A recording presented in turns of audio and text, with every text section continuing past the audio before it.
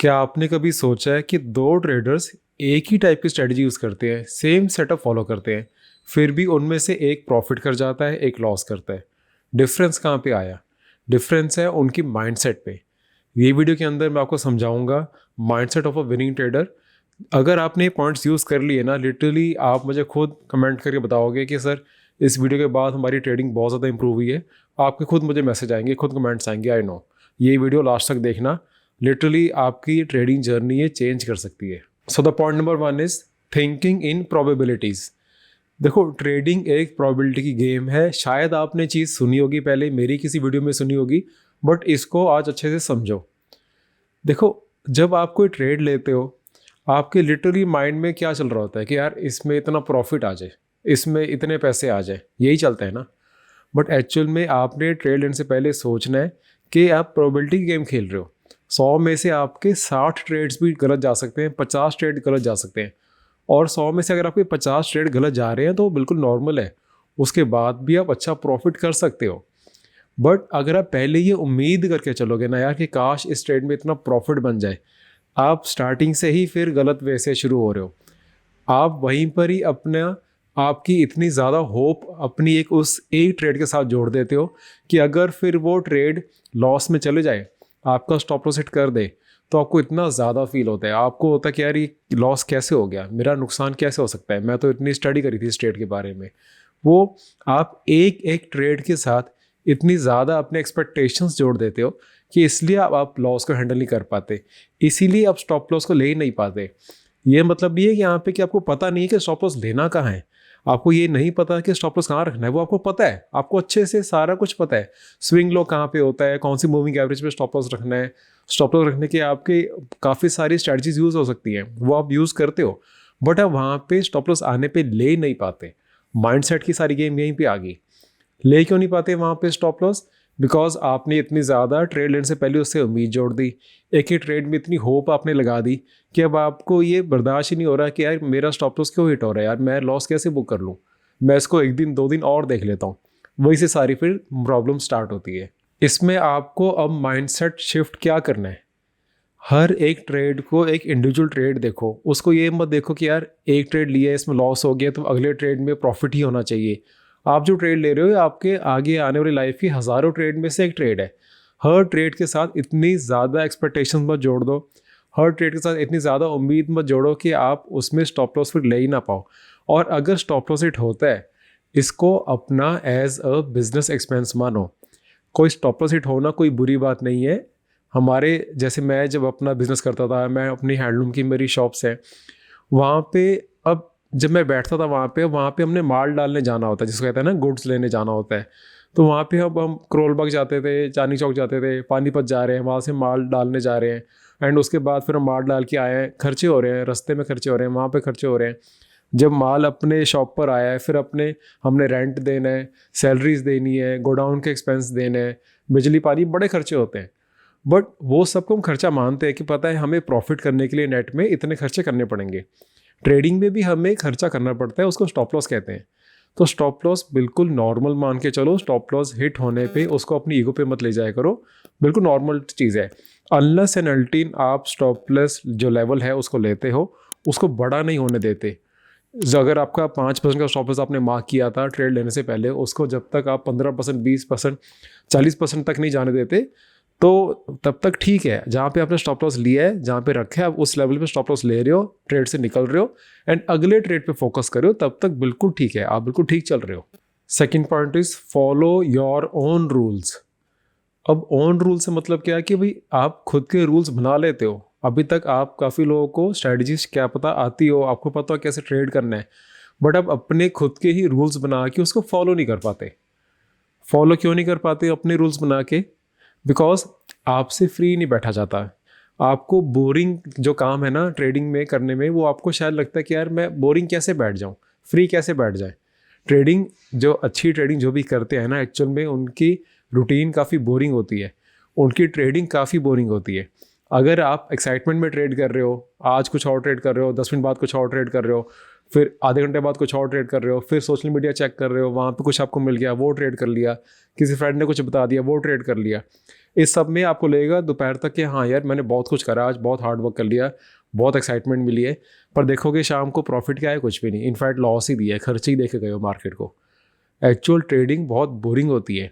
अपना अगर खुद का रूल बनाना है ना, अपने उसको फॉलो करना है।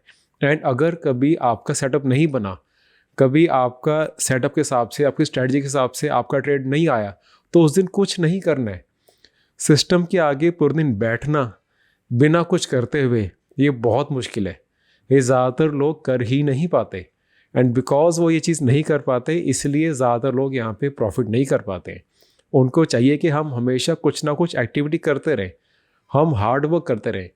हार्ड वर्क आपने करना है, बट शाम को जब आपने अपने स्टॉक्स को अगले दिन के लिए स्कैन करना है, आपने अपने स्कैनर्स रन करने हैं, फिर अपनी वॉच लिस्ट बनानी है, उसमें चेकलिस्ट में से देखना है कि कौन से अब इन स्टॉक्स में से मेरे परफेक्ट सेटअप्स कौन से बन सकते हैं, जो कि कल को अगर कंफर्मेशन सेटअप देंगे तो मैं उनको ट्रेड करूँगी। बट इवनिंग में जब आपका ये सारा कुछ हो गया, एक्चुअल मार्केट आवर्स में तो आपकी ट्रेडिंग बहुत बोरिंग होती है। जस्ट एग्जीक्यूट करना है, अगर आपका सेटअप कंफर्मेशन सब कुछ मिल गया तो ठीक है, नहीं तो नहीं करना है, और फ्री है तो उठ के बैठ जाओ, सिस्टम के आगे पूरे दिन बस बैठे रहो। बट ये चीज़ आपको पता होना चाहिए कि इवनिंग में हार्ड वर्क करना ठीक है फॉर स्विंग ट्रेडिंग, अगले दिन आपको जस्ट फॉलो करना है रूल्स बहुत बोरिंग वे से। एक ट्रेडर की लाइफ एक्चुअल में बहुत बोरिंग होती है। उसने मार्केट आवर्स में उसको एक्साइटमेंट नहीं मिल रही होती, वो अपना सेम प्रोसेस को day in and day out बस फॉलो कर रहा होता है।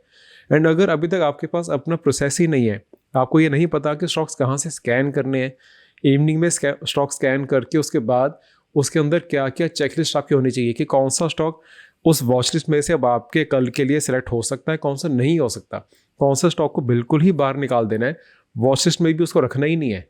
एंड एक बार ही फिर नेक्स्ट डे कंफर्मेशन कैसे लेनी है स्टॉक की, क्या आपका सेटअप होना चाहिए, मतलब स्कैनर से लेके स्टॉक ट्रेडिंग तक, स्टॉक कहाँ बाय करना है, कहाँ तक होल्ड करना है, कहाँ एग्जिट करना है, ये पूरा आपने जब सीखना है अगर, तो आप नीचे मैंने अपनी वीडियो सीरीज़ का लिंक दिया होता है, मेरी ऐप में जाके आप वीडियो सीरीज़ पूरी देख सकते हो। फ्रॉम बेसिक टू एडवांस मैंने सब कुछ उसमें बहुत ईजी लैंग्वेज में, हिंदी में मैंने सारा समझाया हुआ है, आप वहाँ पे देख सकते हो।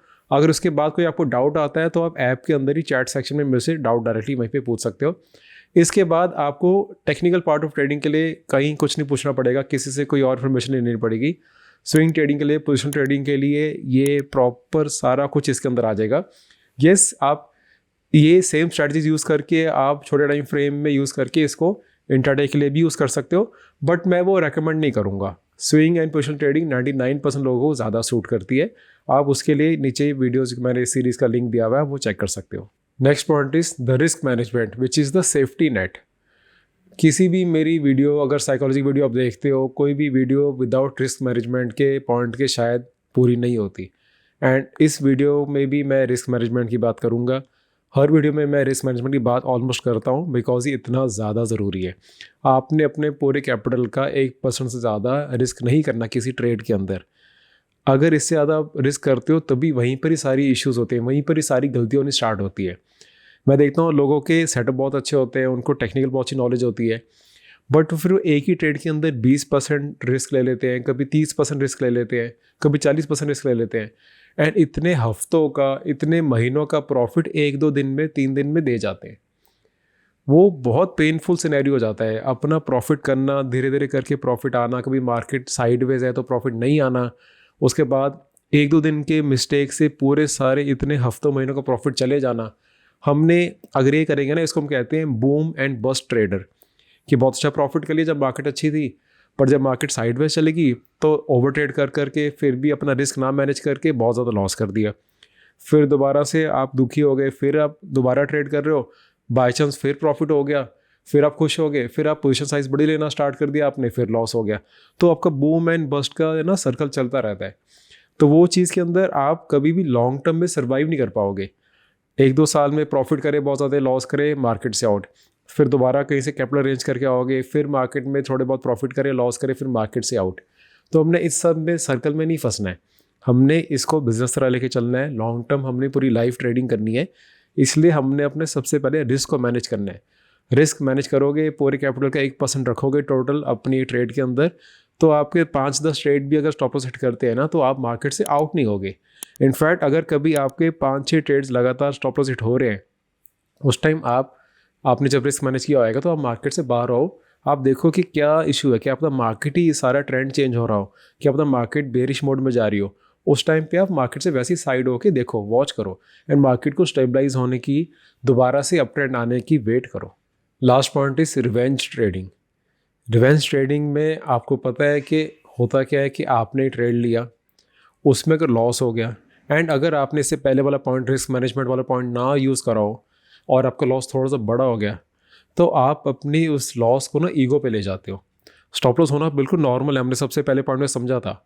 बट अगर आप पोजीशन साइज का ध्यान नहीं रखते, रिस्क मैनेजमेंट का ध्यान नहीं रखते, तो आपको लॉस ना एक्सेप्ट करने में दिक्कत आती है।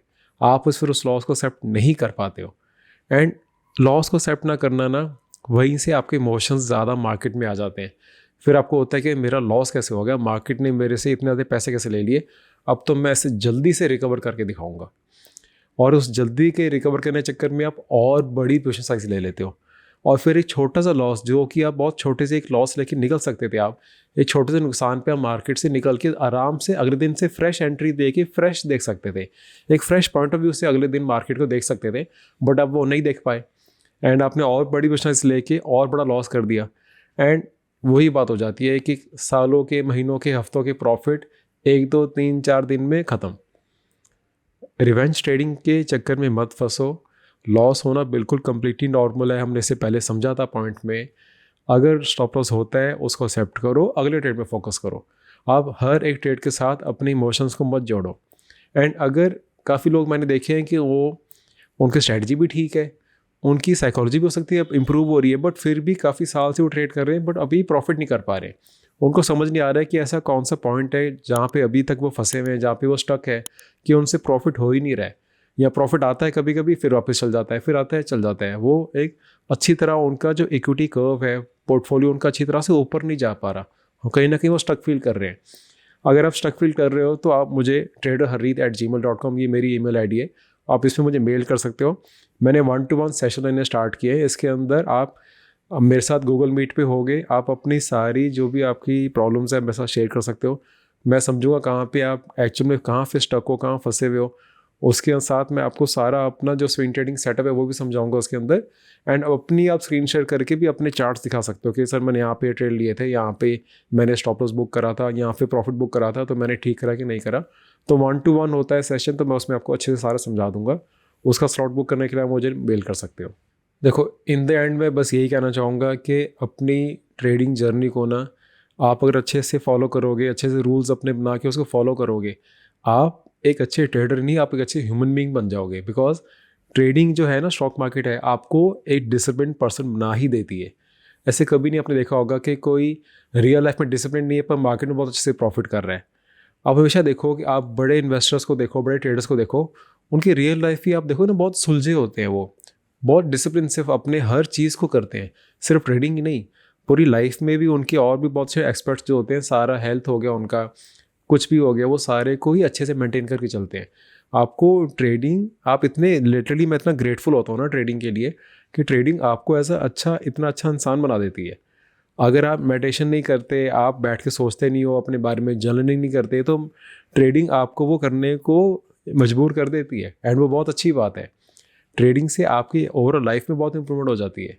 और आप अगर कुछ साल से ट्रेडिंग कर रहे हो तो आप ये चीज़ से रिलेट कर पा रहे हो। आप रिलेट कर रहे हो तो मुझे नीचे कमेंट्स में बताओ कि आपकी पहले, ट्रेडिंग से पहले आपकी लाइफस्टाइल कैसे थी, और ट्रेडिंग के बाद की आपकी लाइफस्टाइल चेंज हुई है तो कैसे हुई है। नीचे मुझे कमेंट्स में बताओ। मुझे अच्छा लगता है जब आप लोग कमेंट्स करते हो, अपने जो भी ओपिनियंस है शेयर करते हो मेरे साथ। मैं सारे कमेंट्स देखता हूँ, सारे कमेंट्स लाइक करता हूँ। अगर कभी लाइक नहीं भी कर पाया तो मैं सारे कमेंट्स रीड करता हूँ अच्छे से। तो मुझे नीचे अपने व्यूज़ बताना कि लिटरली ट्रेडिंग करके आपका माइंडसेट शिफ्ट हुआ है, ट्रेडिंग करके आपकी रियल लाइफ में कुछ चेंजेस आए हैं, और मुझे नीचे प्लीज़ करके बताना। And I will see you the next video. Thank you.